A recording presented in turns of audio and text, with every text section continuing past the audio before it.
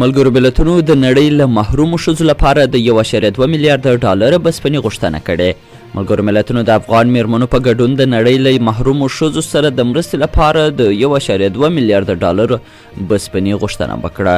د ملګرو ملتونو اړوند د وګړو صندوق چې په ټوله نړۍ کې د زیږون پر مهال د ښځو د روغتیا لپاره هڅه کوي، دا بسپنه د راروان کال په ترڅ کې د دې هدف لپاره غوښتې ده.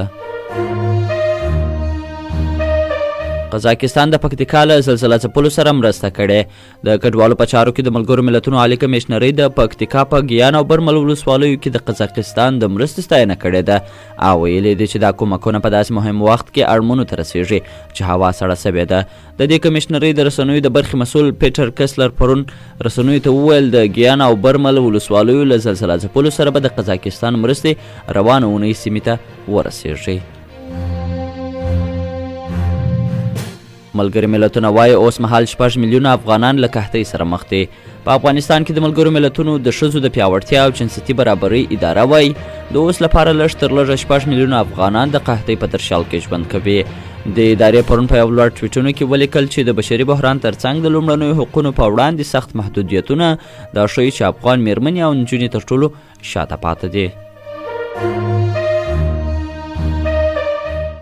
IPL د بولۍ په وروستي نوملړ کې د افغان لوبغاړو نومونه په ډاګه سول.